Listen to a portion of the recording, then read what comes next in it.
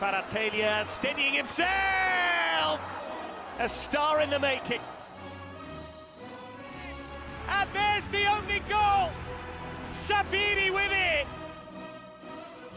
After 11 years, once again, Milan are the champions of Italy.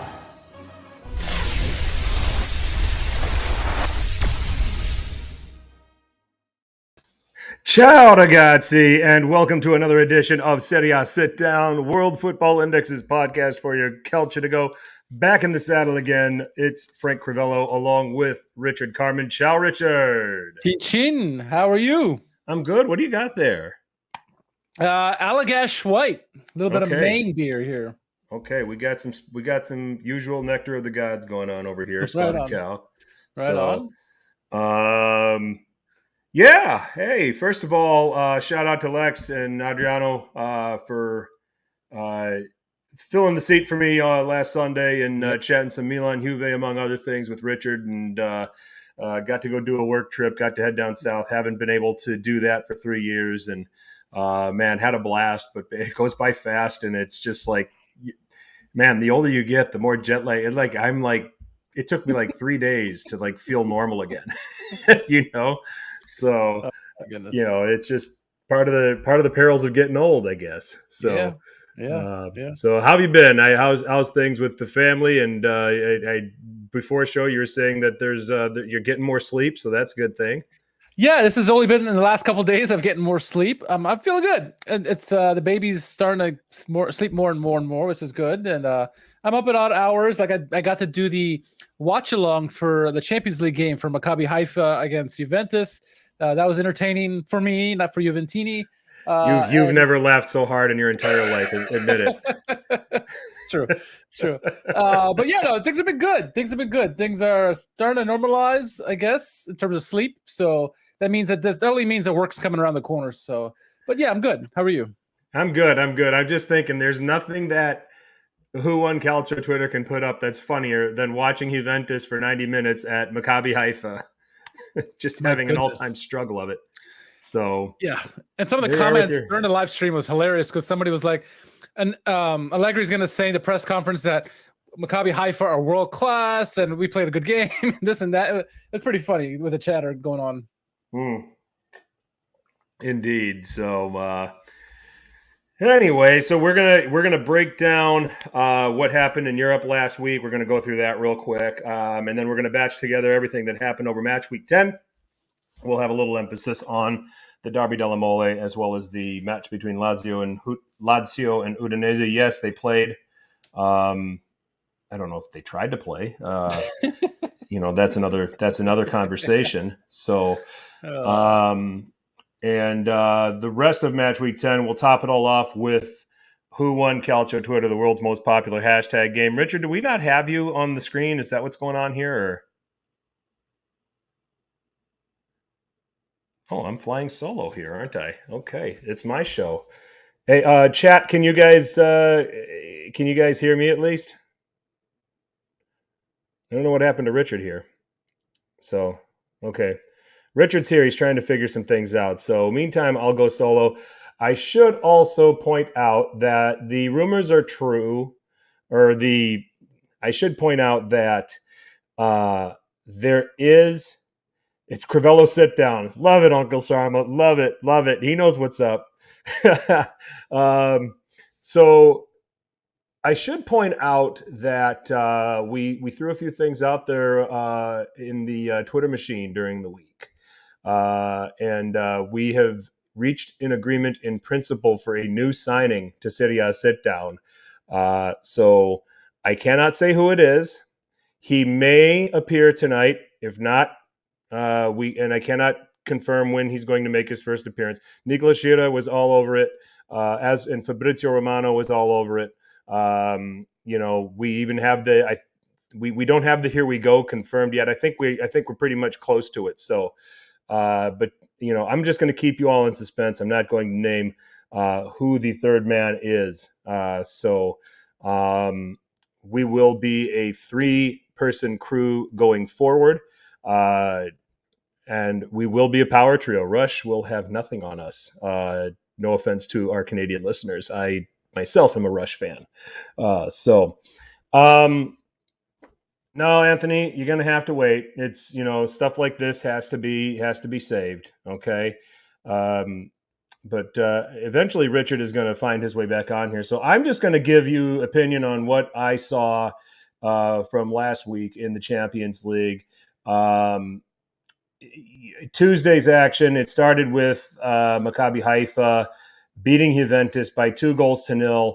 I mean, really, really doing a whole lot of damage now to Juventus's prospects for qualification. They're pretty much headed to the Europa League. I think the Europa League even said hi to Juventus on Twitter. So check that out. The goals came from, they both came from Omar Atzili, one assist from Pierre Kornrud, the other from Franz Di Pierrot. Worth noting that Maccabi Haifa has an American in goal, Josh Cohen, who made 5 saves in this game. Angel Di Maria had to be substituted 24 minutes in. Juan Cuadrado was doing a lot of heavy lifting with the playmaking. Dusan Vlahovic had 2 chances on target, but nothing that was scaring anybody. Overall, disappointing performance for the old lady. They now have to go, I believe the next one is October 25th, and they have to go to Benfica for Matchday 5. And Benfica only needing a point at home at Juventus. I pretty much am going to say this. Juventus's Champions League prospects are done and dusted at the group stage. They are likely headed to the Europa League unless they fail to accumulate the points and Maccabi Haifa manages to beat them on points to get through to the Europa League stage. So that's going to be an interesting to watch. The other game that happened on Tuesday, Milan falling at home to Chelsea by 2-0. This was a Juninho penalty after an absolute disgraceful call. Daniel Siebert has a reputation for giving red cards. Daniel Siebert must have had something miserable going on in his childhood or in his young adulthood that has impacted his life, that where he becomes a referee and he just hands out red cards like they're candy. This was a miserable call that pretty much changed the game. Tomodi getting sent off. It wasn't even a penalty. I don't know which broadcast you get if you depending on where you're listening to this, the one here at home, the CBS studios, they said there's no way that's a penalty. The resident expert referee, Christina Uncle, who we have a lot of respect for, said absolutely not a penalty, not even a red. Totally shambolic, destroyed the game. Jorginho scores. Pierre-Emerick Aubameyang, a former Milan player, scoring in the 34th minute to add insult to injury. Milan, for as much as they could, put on a brave face in this game and did the best they could. But this game was shot, after that red card. And now leaves Milan looking up at the rest of the group. But Milan also have their own. And we're back. Sorry, everyone, for the technical difficulties. Hope those of you can catch us. We should have the link up on the Twitter page and jump in and pack the chat. So should I pick up where I left off on the European talk? Or yeah, why not? Okay, so we were talking about Milan. The game pretty much killed off by the bogus red card by Daniel Siebert. I think, like I said, I think Daniel Siebert had a horrible childhood or has had a horrible young adulthood, has had some experience where he decided, look, I want to be a referee and I want to give out a lot of red cards and I want to make other people's lives miserable because, my existence is miserable. So why should others not experience it? Right. And that's the perfect explanation for that. And that's it. So it killed the game. There's nothing really to talk about. The thing here for Milan and Milan fans, don't panic. You still control things. We still control things. We're looking up from the bottom of the group again, but we win out and Milan will be second. Maybe first if Chelsea chokes away some points, but I don't see that necessarily happening. And then moving on to Wednesday's games, that started with Napoli. Man, What the hell got into these guys? 4-2 over Ajax. They're perfect in Group A. They're going to the second round. They just need a point from their game at Anfield when they go there, and they will be group winners or a win. We'll have to see. I think they have to beat. They get Rangers at home. Yes, Rangers at home match day 5. Then they're at Anfield match day 6. Yeah. Ultimately, they're just going to need a point unless they beat Rangers at home, which they should. Liverpool failed to win against Ajax, and then Napoli will go through as a group winner. We thought that was a possible outcome. We did think they were good enough to qualify from this group, but man, at the rate that they have just lit it up, wow. And then finally, Inter, who saw this one coming, going to Barcelona and coming away with a 3-3 draw. They lead Barcelona. They have head-to-head over Barcelona. They take care of business at home against Victoria Plzen, and they go, or Pilsen, or whatever they call themselves, and they go through to the knockouts. This was the team that we thought was going to be the least likeliest. So, Richard, I think the best way to sum this up with the Serie A teams in the group stage is that Juve are out, Napoli's in, and Inter and Milan still have really good chances to go through. Yeah.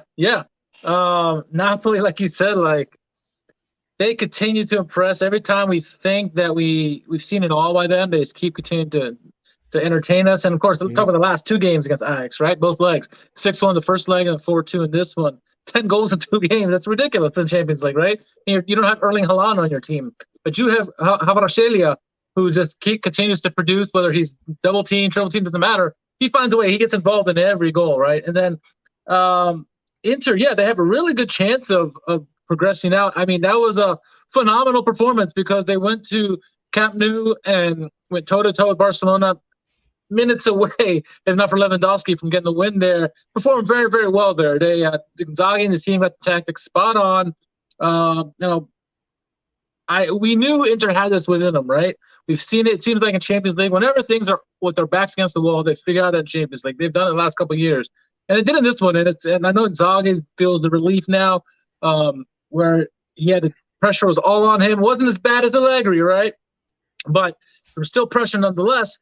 And he figured out a way. His team found a way to get out. And Lautaro Martinez continues to be a big game player. He scored against all the biggest clubs in the world, it seems like. I mean, you're talking about at least 5-6 top tier clubs he scored against. So he's a big game player, apparently. They don't need Lukaku, apparently.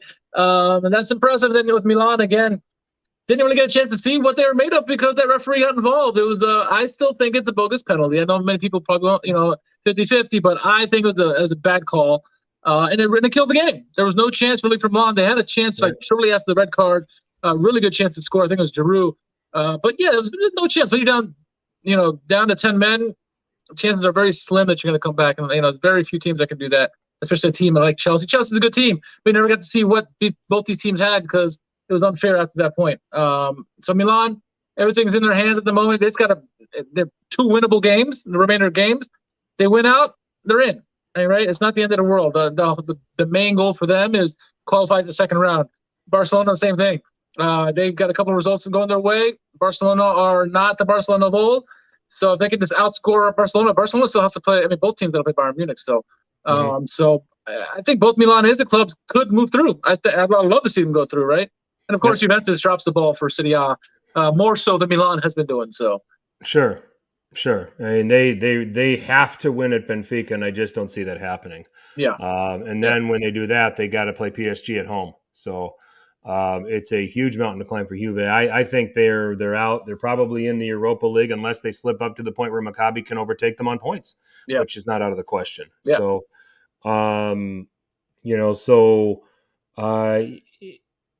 it's all to play for. I mean, I think we're looking at the 2 Milan clubs and looking at their fortunes. Inter certainly with the easier path, win at home against Pilsen, and you're going through. Milan have to win 2 games, no questions asked. Now they win against Zagreb, okay, and if Chelsea can go on the road and beat Salzburg, then that puts Milan a point ahead of Salzburg for second place, and then they just have to worry about not losing at home to them. So that's where it might change just a little bit. But certainly Milan's path is a little bit tougher. More impressive to you, what Napoli has been able to do in Group A or what Inter did over 2 legs against Barcelona? That's a tough. Now, see, this is you come to Serie A sit down to get the answers to questions like these. This is what we talk about. So I will say this: what Inter did over 2 legs against Barcelona is damn impressive. Damn impressive what they did, especially going to Barcelona and getting that 3-3 result. But I'm gonna give the edge to Napoli because they took on Group A, where many of us didn't think they would. Oh, they thought maybe they could progress to the second round, but win the group, get 4 straight wins. No one thought that, right? The manner that they won these games, they've been blowing everybody out. They beat Liverpool, Rangers, Ajax twice. That's unreal. Yes, Inter should get praise. They were very impressive. Can they hold it? If they do that against Bayern Munich, I might change my story. But right now, I'm going to say Napoli because it's just no one saw this coming. We all knew Inter had this within them to compete against these big teams. They always do. It's always tight. But what nobody foresaw Napoli doing what they're doing right now to everybody, not just in Italy, but also in Europe. So the whole world is now looking at Napoli like, what can you do for me next? All right, I'm going to just for the sake of the counterpoint, because I can see how I can agree with that, but just for the sake of the counterpoint, I'm going to say it's Inter. We thought Napoli could get out of this group and go through. We thought it was a much tougher hill to climb for Inter, and it was going to come down to what they were going to do over the 2 games against Barcelona. Now, before Napoli fans all come after me and said, you don't know what the hell you're talking, I'm just being the devil's advocate here, okay? I really don't. It's hard for me to answer that question because both are equal. Both are very impressive. But I think let's dissect Napoli's group. Okay, they get a Rangers team that it's now proven this Rangers team is just way out of their depth, and it probably magnifies the job that Gio van Bronckhorst did to have that team ready to overcome PSV Eindhoven in the playoff. To get here. And now, obviously, it wouldn't have been PSV Eindhoven in this group with Ajax. It would have been another team by then. But you got Rangers.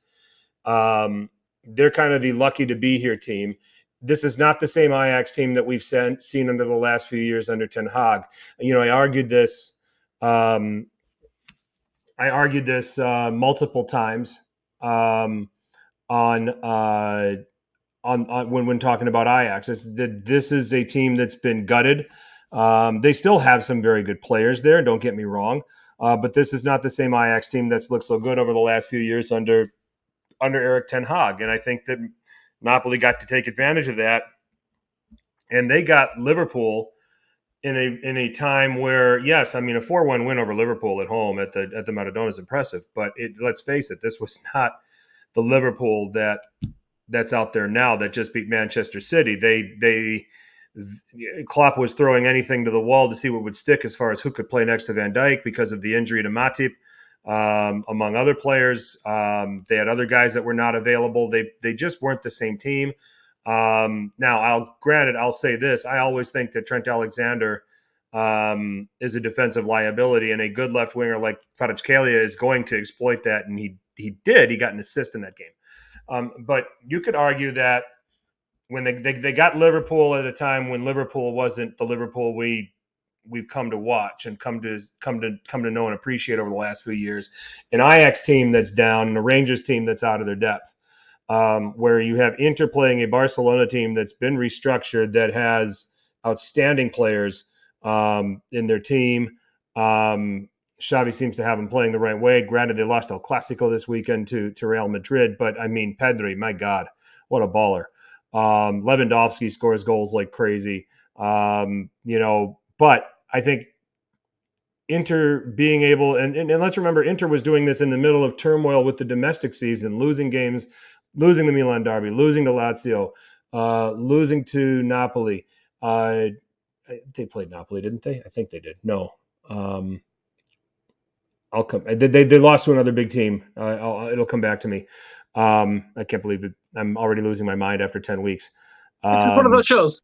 Problem with getting old, right? So, to have the turmoil, to have Inzaghi's seat being a little bit warm, and to come up with a way to to get a win and a draw against Barcelona, the team that you had to overcome if you were going to have a chance of coming out of this group, and to do it under the circumstances that they did. Those are the arguments that I'll make for why that's more impressive than Napoli. Not going to say I agree with it, but stating the case for Inter. Yeah, no, that's all great shots, and I think that's very valid. I mean, it's both these teams should be applauded more than anything else, right? It's been certainly damn impressive what they've been doing for sure. Roma, thank you, Sina. Of all the things I'm going to lose, the chat knows. The chat knows. What's that? I said the chat always knows. Yep, they do. They do. Thank you, guys. Thank you for saving me from me. So, Europa League. Roma still in this thing. A very hard-fought win over Betis, or not a hard-fought draw with Betis in Spain. Lazio, whatever that was against Sturm Graz. We're saying that a lot about Lazio. Whatever that was against Udinese, whatever that was against Sturm Graz. Yeah. But Lazio is in a group where everybody has the same amount of points. They're all on 5. Roma, at the end of this group stage, they do get Ludogorets at home. I believe they go to HJK Helsinki next, which they should get that result. They could conceivably be tied with Ludogorets on points going into this if you think Betis beat Ludogorets, which I think Roma's still got a shot at finishing second and coming out of this group. The weird thing about Roma's group, HJK is not very good. They scratched out a draw against was it Ludogorets they got the draw against. But Ludogorets, I watch these guys play a little bit, and they want to do what Roma does. Yeah. They're very good on the break. They've got guys like Tekpiti, Rick, and who's the striker? Argentine. The name escapes me. I should just pull up their team here. Matias Tisera. There's some dangerous dudes that can go the other way on Roma and make this really, really uncomfortable. When it comes down to a final game, and if they're level on points going into that last match day, Ludogorets only has to draw because they won the first game. Yeah. So it's not as easy as Roma fans think, but it should be done, and I think they're going to get through. I think Lazio, I'm wondering if they even care about this competition at this point. 2-2 to Sturm Graz, 0-0 there. Got destroyed by Midtjylland. I mean, the only impressive showing was the win on opening day over Feyenoord. They got to go there. They get Midtjylland at home. I guess it's conceivable that I can't see them not qualifying, I guess. It's almost like with everybody on 5 points with 2 games left, Lazio should get through by default. Talk about the Roman team's prospects here in this Europa League. Yeah, it's interesting. I mean, it should have been always known that Betis is going to be difficult for Roma. What we didn't foresee was how good Sturm Graz was going to be. And say what you will, Sturm Graz comes from a smaller league, whatever, but over 2 legs against Lazio, they look like the better team, right? They had the far superior amount of chances to them. But yeah, both teams came out, even though everybody in that group has 4 points. It's just, it's hilarious how this is all shaping up. But I think, like you said, I think both teams, both Roman clubs have a good chance of getting out. Lazio do their job, just outscore everybody else. I mean, they got to finish second. That's all they got to do, and I think they can do it in their group. I mean, everybody's tied on 5 points. I mean, if you look at the teams with Lazio group, Feyenoord, Midtjylland, and Sturm Graz, on paper, Lazio has the most talented team. Yeah. And you asked whether they care about being in the league or not, the Europa League, that is. I think Sarri does. I mean, he's won the tournament before. He wants to give these guys. I mean, if they're smart, they give their guys real life experience for Champions League, because that's what everybody ultimately wants to get, right? And so you practice in these tournaments, a practice tournament, and go for it. Why not? And then whatever doesn't work, you learn from that. So I think Lazio has a really great chance of moving on. And then, like you said, with Roma, they're going to have to just win their games on out and handle business against Ludogorets. I mean, Ludogorets, we said it comes down to the last game, all they need is a draw. You would expect Roma, though, to find a way to win that game. With the talent that they have, with Mourinho on the bench, they should be able to win it. And I'm backing both of these clubs, both Roma clubs, to win and move on. It's not gonna be easy by any stretch. Obviously, It hasn't been so far. If you look at where they are in the standings, both currently third in their respective groups. But I think certainly doable for both Roman clubs, and I think it'll be a good thing for Serie A if both of them qualify through to the next round. Sure. And then it looks like normal service has resumed with Fiorentina winning 2 games over Hearts, getting to 7 points. They get Besiktas here at home. Then they travel to the Riga side. I should pull this up and see what their team name is and be professional about it, shouldn't I? RFS, that's what it was. Not going to take much for them. I think one more win. They get Besiktas here at home. If they're on their game, they can beat them. And Besiktas here is a solid, decent side.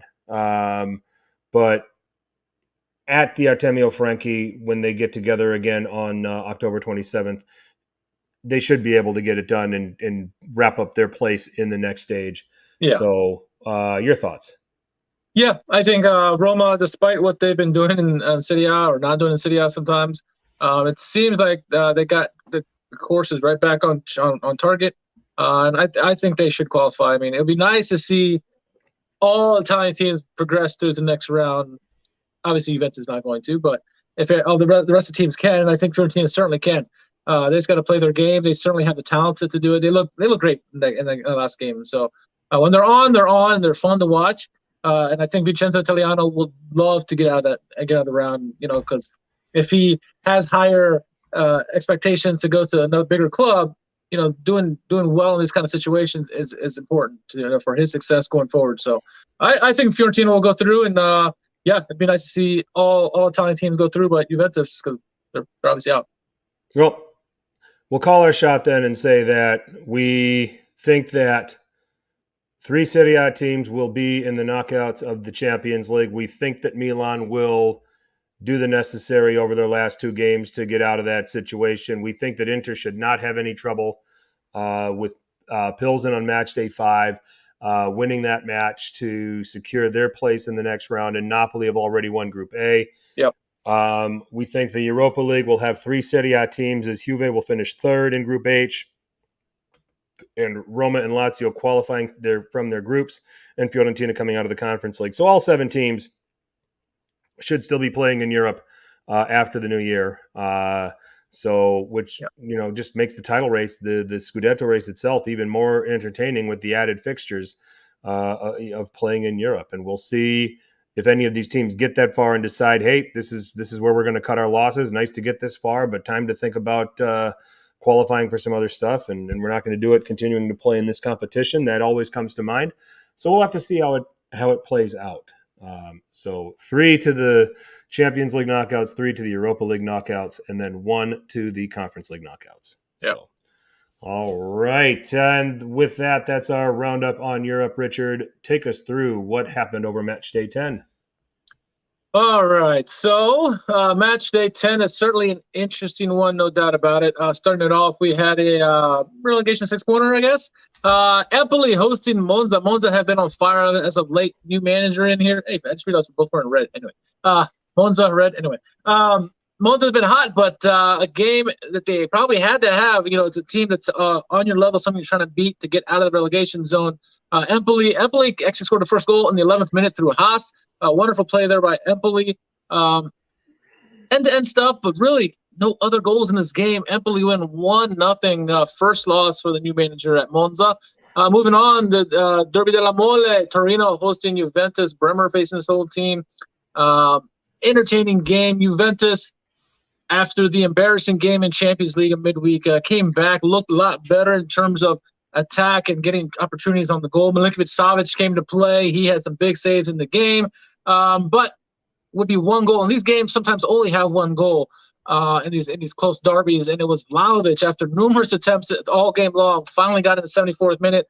1-0 Juventus win the derby, maybe just momentarily saving Allegri's job just for another week.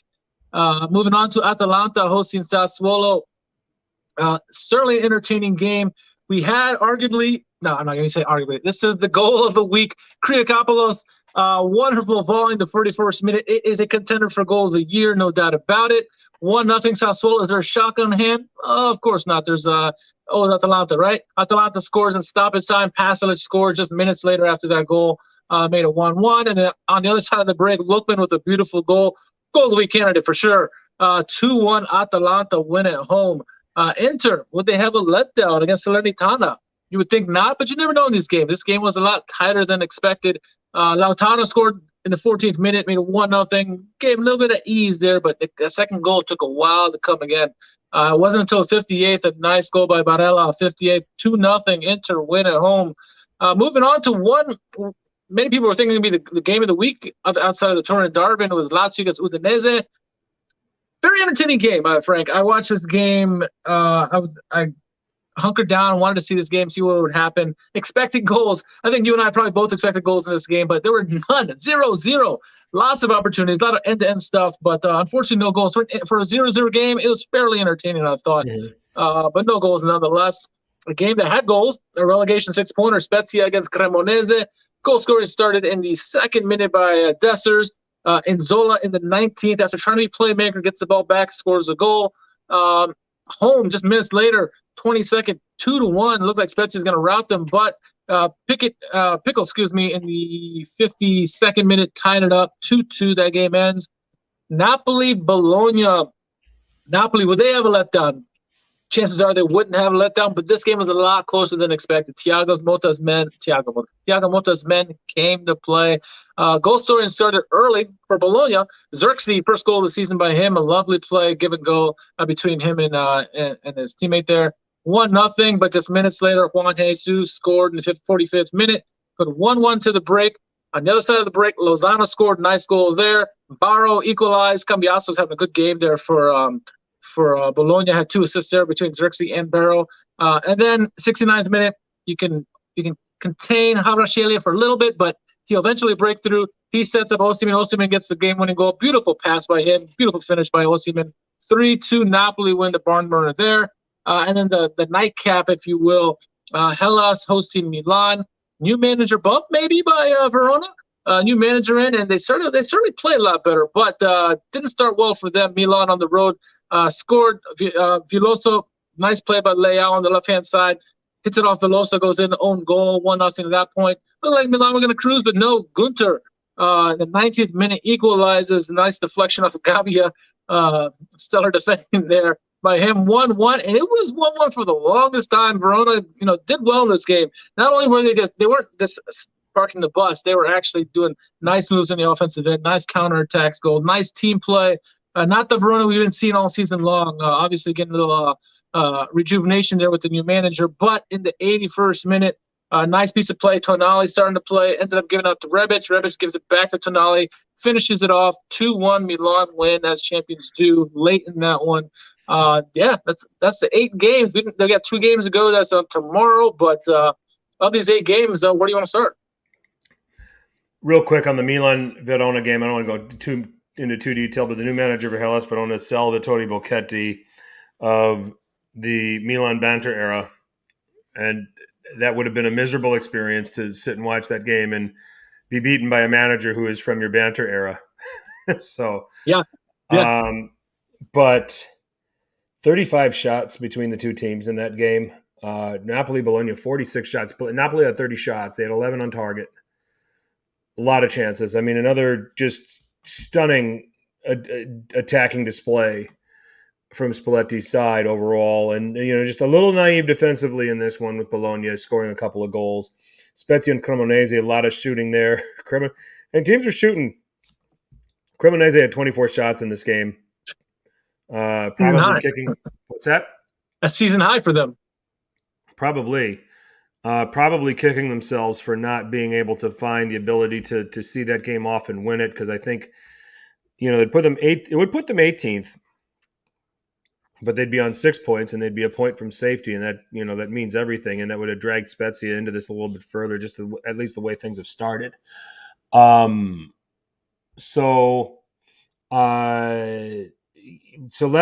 just get into the Derby della Mole.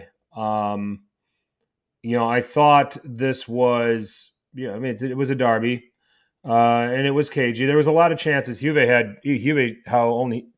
Juve only came away with just one goal stuns me. Milinkovic-Savic was excellent. Yeah, we're saying this about Juventus.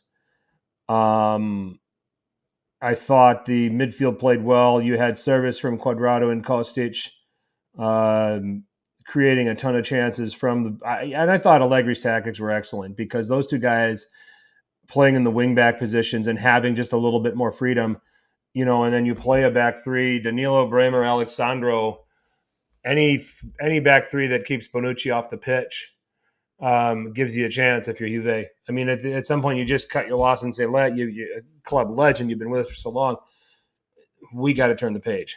So I thought that Allegri set this team up smartly. You have very good playmakers coming back the other way for Torino with Vlasic and with Miranchuk, who were lively and creating some things. Aina can be a handful on that right wing-back position. I think the presence of Kostic and his ability to stamp his authority getting forward on the left-hand side kept Aina from being dangerous as a wing-back going forward. So I think that's another reason why. And the same thing with Lazaro playing as the left wing back in this game for Torino. The wing backs for Torino were neutralized and really couldn't support the attack because of the presence of Cuadrado and Kostic. Cuadrado and Kostic imposed themselves on this game. And while Vlahovic had the goal, I'd say Cuadrado and Kostic were joint men of the match for those reasons. It basically left Torino to have to rely on Miranchuk, Vlasic.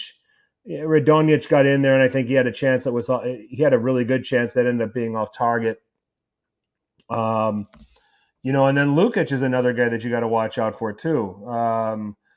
He's a guy, he'll play in the midfield, he'll do a lot of the dirty work, but when when Torino counter, you'll see him and he's got speed.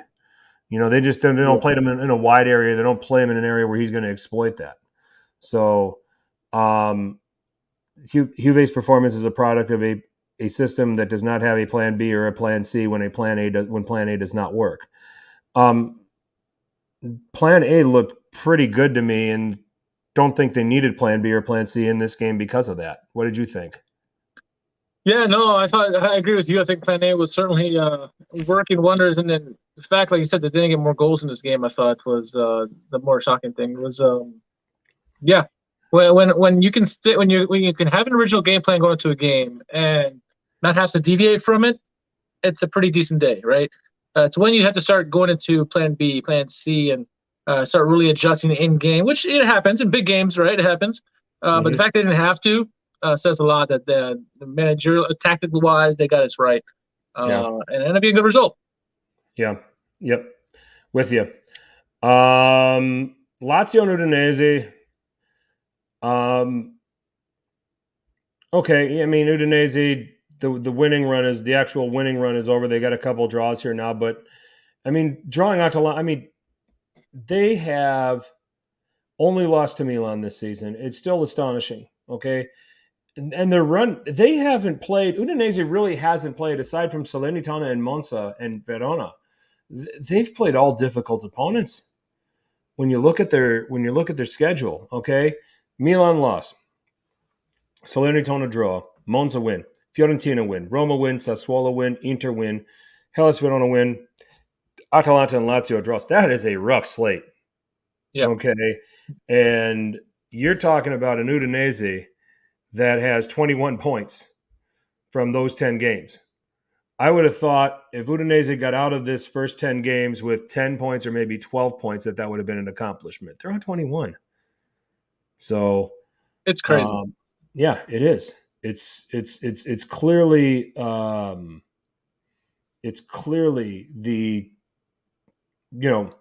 we might be talking about them more if Napoli isn't existing the way they've existed so far. And we might be talking about Andrea Sottil as manager of the season, or at least manager through the first 10 games. But I think you got to give that to Spaletti. You might have to give that to Spaletti. What do you think? Yeah, I mean, if Napoli end up winning the title, yeah, sure, Spalletti should get it. But I mean, if Sottil, that's interesting, right? Say Napoli win the title, but Sottil makes, let's just be crazy, say he makes Champions League. How do you not give it to Sottil at that point? Yeah. Right? It's Yeah. hard. Both managers doing an excellent job. What Sottil is doing with Udinese is fantastic, no doubt about it. I think this is the first time, honestly, I could say this season, outside of that Milan match. Hey, what's up, Ali Oxenfree?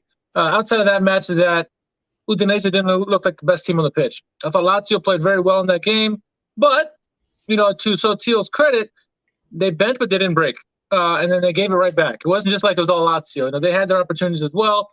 That's a sign of a good, well-coached team. That you'll be able to take adversity and be able to give it back as well.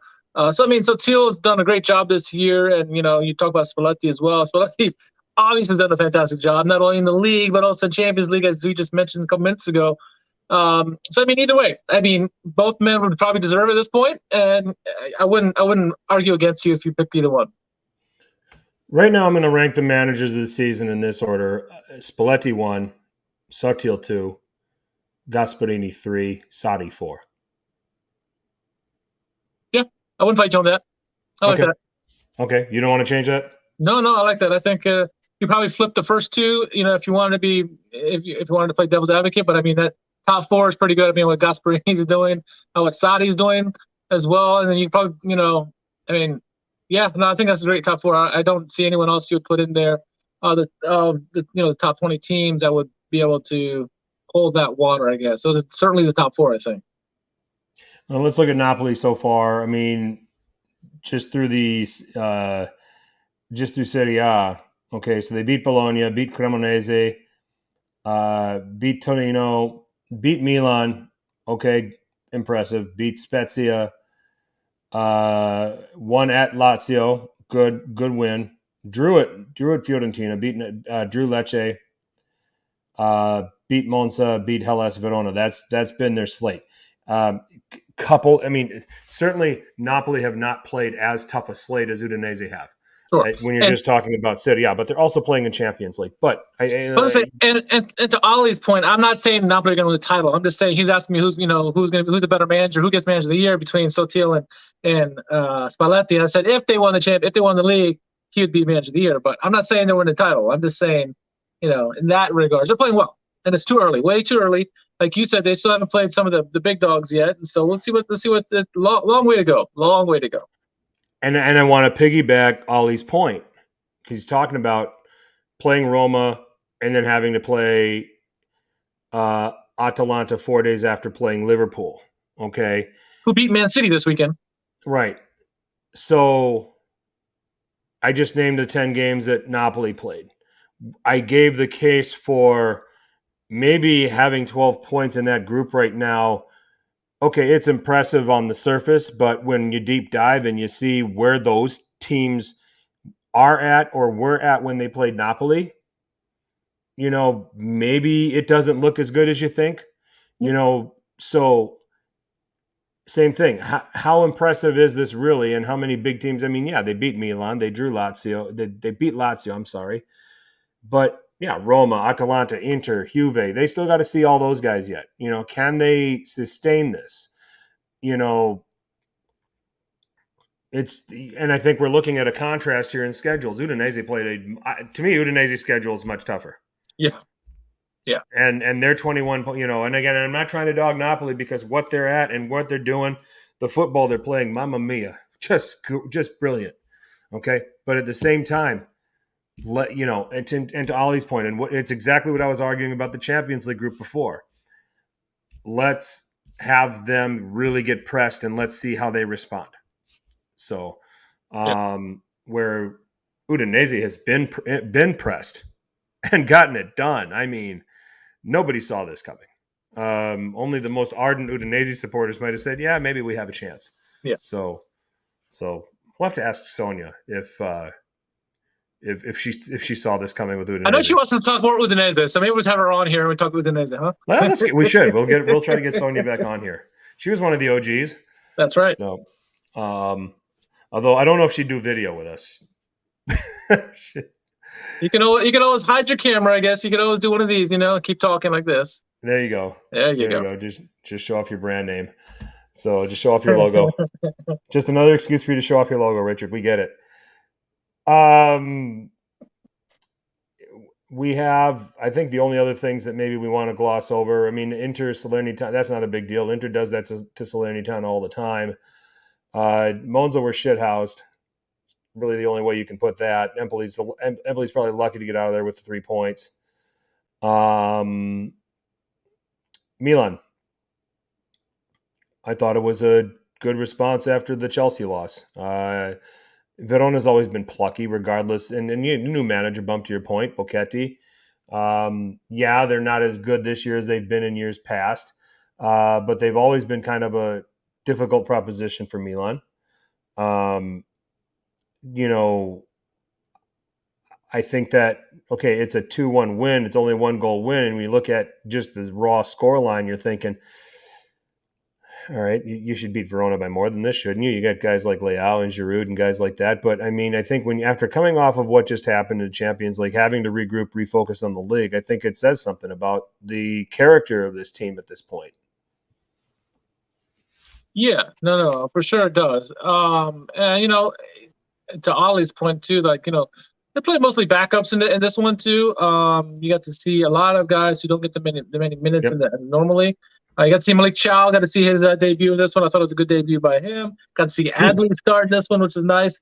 Sure. I don't want to get carried away because it was a cameo. It was the last 7 minutes of the game. Help see the game out, but bottle Chow that up over and just Gabia. Chow. Yeah, bottle that up and do that every day. Yeah. Because Gabia certainly can't do it. But no, I think the performance was fine for the lineup that was. They came back. They got a win ultimately. It probably took them 75 minutes to really wake up, so to speak, and that's when they really started playing. But they were in there. Verona played tough. They always play tough against Milan. The new manager bump was always going to help. A lot of guys fighting for starting lineup there. They're really going to try to impress a new manager there. And so I thought Verona played well. Milan did fine. As Milanisti, we can't wait for Magnon to come back, right? Because he's a calming blanket back there for us. Let's not worry about anything. Tatarashanu, you never know, right? And they had a moment when they, what's his name? Piccoli came on, and he had a header off the post, and then the rebound came and went right off the bar. I mean, there's some close moments there, and, Tatarashanu does okay. Sometimes he's world class, sometimes he's a dud, but it is what you get with him. And so I think for what Milan had in front of them and what they just went through over the midweek, this is a good response for them. They get the 3 points.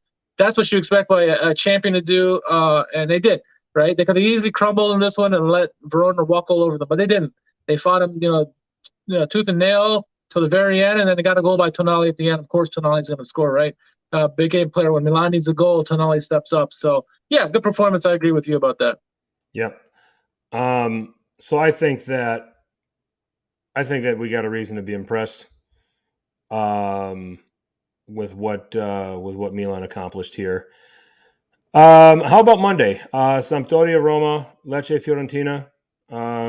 You've got Stankovic now at Sampdoria. Yeah. Trying to clean things up over there. Getting to go up against his old manager. Ain't that something, huh? It's funny how the schedule gods work sometimes, right? But yeah, I think it's going to be should be a good one. It should be. The way Roma's been playing lately, it should be a close game. It shouldn't be, but it will be. I think Roma will get 3 points in this one, but I think Sampdoria should be playing better. They hadn't played better under Stankovic, at least the one game that they had. I think that they're going to make it tough for Roma for sure, especially since they're at home. But ultimately, I think Roma has enough that they're going to be able to take that one. It's going to be certainly, Stankovic trying to show his old boss that he can do things too, right? Stankovic is a pretty decent manager as well. But if he can get Sampdoria humming and getting around the relegation, that'll be a victory in itself, right? And so let's see what he can do against Roma. It'll be difficult for sure. They don't have Dybala. They don't have some key players, but I think they should be fine for a 1-goal victory, maybe 2-1 or something. Okay. I'm with you. I think that's going to be a tight game. I think that Stankovic will have these guys playing a lot harder. Watch the Crvena Zvezda teams quite a bit, and those teams played hard. They may not have been the most technical, but they came at you, and they made life difficult on you. So I'm looking at Roma just narrowly escaping like you are. I think it's a 2-1 kind of game. Nothing to get terribly carried away with. I think that Roma just they take a professional approach here. They get the job done. So how about Lecce Fiorentina? That's going on tomorrow as well. Yeah, you wonder where Fiorentina's head is at, right? Obviously, they did well in the midweek game, I guess end of the week game in the Conference League. But this is on paper, you're like, yeah, they should win this game easily. But Lecce have been playing people tough, even though they've been losing and not getting the results that they want. They've been playing people tough, right? Ask Roma last week. Roma barely beat them. What, 2-1 was that game? Mm-hmm. So and it's possible. And Fiorentina, last week, I should say, they lost 4-0 to Lazio. Now, Lazio is a different beast than Lecce, for sure.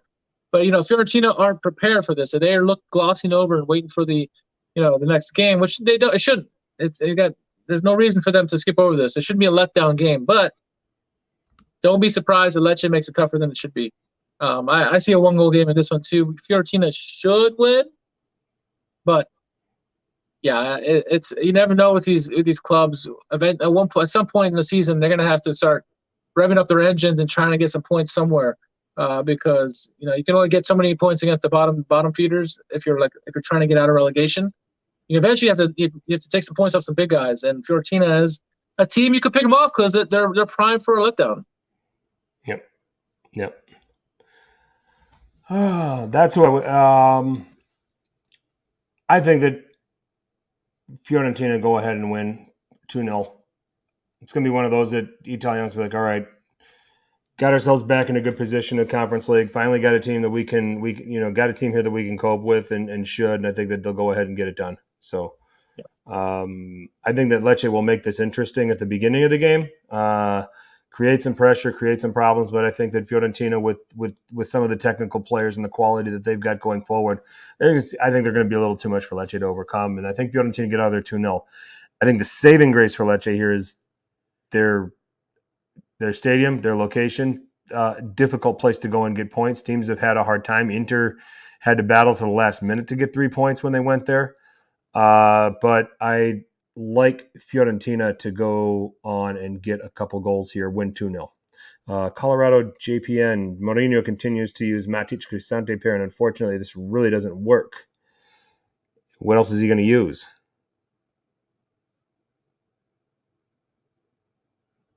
That's my rebuttal to that. I mean, honestly, I'm not trying to be condescending about it or anything like that, but there really isn't a lot of depth in terms of midfield stoppers at Mourinho's disposal. I mean, you can pair Pellegrini next to one of them, but that's not his role. Kamara's all right. But do you really want Mady Kamara? Does Mady Kamara really have the experience, and does he have what's required to be able to play and hang in what Mourinho demands of that position for 90 minutes? You got to ask yourself that. I don't think it can, but I think this is a good opportunity to try it. He has been impressive in the cameos that he's had, but let's give him 90 against Sampdoria. See what he can do. You'd rather do that than against Derby della Capitale, right? So give it a chance, see what happens, and then go from there. But you're right. There's not many options at the moment outside of Cristante and Matic. Kamara would be my choice, but he has to prove himself, right? Like you said. So he's got to get an opportunity. Might as well do it to a team like Sampdoria, who are still trying to find themselves, and see what you can get from him there. Better do that, is what I said. Sounds good. All right. Well, we don't have any Europe to speak about this week. We can maybe look ahead to next week, Richard. Okay. Yeah. I don't think we need to waste our time with goal of the week. It was Kyriakopoulos for Sassuolo. Yeah, the rest of my top 5 was all saves, so that's fine for me. Okay. I actually have I had a top 3, and the other 2 were the 2 Inter goals. I like the team play that led to the tower finish. And I like the first touch from Barella to create his goal. Okay, so, I like it. Let's see. Next week, what is we got? What is we got? Fiorentina Can't speak English. Inter on Saturday. You got the Berlusconi Derby, Milan Monza. Yeah, we do, don't we? We've got Inter, Fiorentina Udinese, Inter. Torino, good. Atalanta, Lazio, Roma, Napoli. Yep, big week of games. So or a big weekend of games. Some really good teams going at it. Like you said, Fiorentina Inter. Next Sunday we've got Atalanta Lazio. We've got Roma Napoli. So a little bit of a potential for some shakeup in the. It looks like Juve play Friday. They play Empoli. So there's a Friday game. There is 3 Saturday games. There is 4 Sunday games, and then there is 2 Monday games next weekend. So Serie A is going to be all over the place from Friday through Monday next week. It's going to be spread out. So that's what we're here for too. Yeah, some good games, no, for sure. So I can't wait to see what we'll see a lot here. I'm really curious to see the reception from Berlusconi in the Monza game. You would imagine it to be a good one. Fiorentina Inter is a big one. Obviously, Udinese Torino. And then Atalanta Lazio. That could be a low scoring game there. And Roma Napoli could be a barn burner there as well. So a lot of fun. I can't wait to see. That's going to be a fascinating matchup, Napoli-Roma. I really think so, because you got Napoli, who love to go at you, love to attack, love to create. They're dangerous in a lot of different positions against a Roma that, are at their best when they can get behind the ball. They can let you have some possession. They get the counterattack game going, and create off of that. So I absolutely think that this is going to be a fascinating watch just for that reason, to see who can get that edge. I think that, Mourinho's got to answer multiple questions with Napoli. They're not one-dimensional. I mean, if you focus on Kvaratskhelia, then Zielinski's going to beat you. If you focus on Zielinski, then Lozano or Politano could end up beating you, or even Osimhen. Or you could get some trouble from the fullbacks coming forward with their ability to cross, especially Mario Rui if he plays on the left. Conversely, Napoli. You have to think that Tammy Abraham is starting and playing high, with Kim having the ability to do some recovery. Let's see who wins foot races to the free ball and balls that are played in behind. So that's something to keep an eye on. And then I can see Mourinho going 3-4-2-1, and can those two playing behind Abraham, one, put a lot of pressure on Lobotka in the middle of the park, but also start drawing out the other center backs to loosen that up where Abraham's going to have the freedom. I think that those are the things that people will need to watch for when we watch this Napoli-Roma game next Sunday. So, going to be a hell of a game. Oh, yeah. So, I just hope there's goals in the game, because sometimes when we always see these games where there's a potential for a lot of goals, right? We've seen them, even like in the past, it was like Atalanta against Sassuolo, guaranteed lots of goals, and it ends up being like a 1-0, 0-0 game. You're like, what the hell happened there? So hopefully we get some goals in this one. BetMGM right now has Napoli plus 138 on the money line, Roma plus 188 on the money line. So in other words, you bet $100. So if Roma's plus 188, you're betting 100 on Roma to win $188. So, okay. And then if you're betting plus 138 on Napoli, you're betting 100 to win 138. So, draws at plus 250. That's actually kind of tasty, because I don't think I can pick a winner here. I think that I actually think it's going to end up being a little bit more on the cagey side, which is going to play to what Roma likes. But I think Napoli is going to have enough quality to them to score goals in this game. I think a 1-1 draw is fine there. Mm-hmm. If you even want to go 2-2, I can see that as well. So, but I think it's going to be a heck of a game. Yeah. So yeah, I'm with you there. Yep. Fiorentina and Inter. I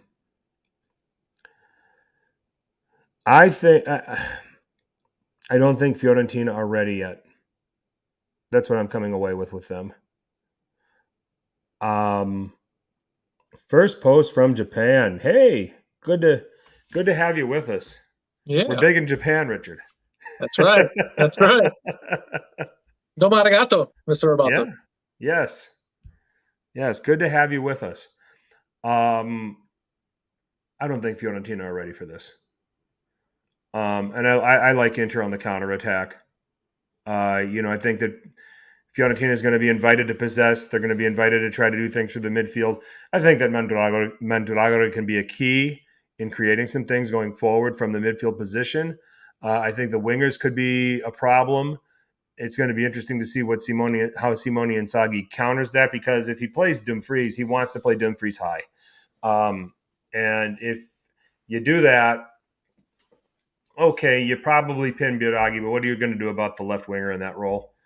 I think Inter are going to have a counterattacking approach to this game. I think they're going to get Fiorentina caught out in a couple of moments, and I like Anthony's scoreline. I'll go 2-1 to Inter. I think that Fiorentina will get a goal here, but I think Inter's going to win the match. Yeah, just to change things up a little bit. I'll not go with that scoreline. I'm going to say, let's say 1-1. 1-1?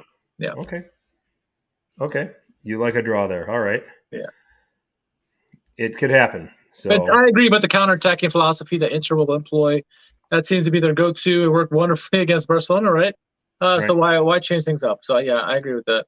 Right. Okay. Moving on. I think that's it. That's all we got. Yeah. So are technical difficulties preventing us from doing Who Won Calcio Twitter this week? Yeah, unfortunately it is. I'm trying my best, but it ain't working. It ain't working for me today. I don't know what's going on, folks. So it happens. We're not immune to it. Nope. We're going to have how about we do this? We'll save all of these and we're going to have like a 2-week bonanza. Yeah. And then there's no European games to talk about next week, so why not? Maybe for the winter we can have like some swag. If we can reach out to hardcore Italians and do a T-shirt or something like that. Figure something out, yeah. We'll come up with something. We'll come up with something. Yeah. Or you can just get a frame, but you can get a framed 8x10 of Richard's logo. So, with his autograph. We'll get that to the winner. That's right. There it is. So anyway. All right. Well, if there isn't anything else, we're going to put a bow on this edition of Serie A Sit Down. Man, we already got through this already, Richard. Nice when we can get this done in an hour. Yeah. Technical difficulties help that. Yep. Take it away. We're over an hour because we already had 9 minutes in the last video, so technically over an hour right now. Yeah, we're still over an hour. Yeah, we're closer to the hour mark than we usually are. That's 2 podcasts in a row now about the hour mark. What's going on with us? We're probably listening to people who are probably turning us off after 10 minutes. So, yeah. Anything you want to shamelessly plug? What do I want to plug here? Other than our YouTube page, right? No, I want to give a shout out to Lex and Adriano once again. Follow them. Check out. I think the video is still highlighted on our page on Serie A Sit Down. But follow both of them. Follow the All Juve cast. Great guys there. Great group there, I should say. And then the Calcio guys, of course, give them a follow as well. Glad that they could help us out last week when you were gone, and did an excellent job helping us out, recapping all the games, including Milan Juventus last week. So yeah, shout out to them. And then that's all I got. Summer shout out right now, I guess. Okay, I want to give a shout out to @GrizzKhan, GrizzKhan. Yes. Had me appear on. I didn't have a chance to do this on last week's pod because I wasn't here, but I want to give a shout out to him and to the guys that had me on to recap Matchday 3 of the UEFA Champions League recently. Had a wonderful podcast. Look them up, the Eurostars podcast. You can find them on YouTube, or you can find GrizzKhan at GrizzKhan. And check out his content. They do some pretty good stuff. So just want to thank them for having me on. Hopefully they'll have me on again soon. Nice job by you too on there. It was good. It was good. Good watching. Did I hold up all right? I know that I was kind of getting pushed around a little bit. I pushed back though. Good. So So no, it was great to have a chance to appear with those guys. They're good Yeah. people, and certainly check them out, give them a follow. And shout out to Mo too. Mo, who is often he'll be with Inter Worldwide. He's on Uncle Sharma's show a lot as well. So give Mo a follow too. He's a really good analyst. He does mostly inter games, but he does everything. I mean, he's a top notch guy there. Wonderful. Yeah, top guy, no doubt about it. So you can find me at FTC_21. Richard is at R_KHARMAN. You can also follow us at Serie A Sitdown on Twitter or Instagram. Please do give us a follow. Watching us for the first time, please subscribe. Please drop a like, and also please hit that notification bell, because then you'll get the heads up for when we are live or when we do any other kind of video drop. I swear, the day's coming where the day is coming where I'm going to upgrade equipment. I'm going to get my butt down here, and I'm going to record some takes so that we can put it on the page. So, Ollie, thank you for the kind words. Chat, thank you all for chiming in and having your input. Man, all over the world. We had Japan. Uncle Sharma was here before the tape cut, and he's over there in Europe. All over the world. Anthony, I think you're still down south somewhere, if I'm not mistaken. But no, it's great to hear from Calcio fans all over the world and tuning into us. So thank you for making us your place to get the Calcio knowledge. Louisiana, that's what I thought. All right, I wasn't too far away from you last week, Anthony. I actually got as far south as Hazelhurst, Mississippi. So, which I think was another 2.5 hours to New Orleans. So, arigato gozaimasu. What does that mean? You're the polyglot, Richard. Arigato gozaimasu. He says, thank you very much. Oh, you're welcome. You're welcome. So, all right. For Richard, I'm Frank. Thank you for tuning in. And as always, make sure you tell your paisans about us. Ciao.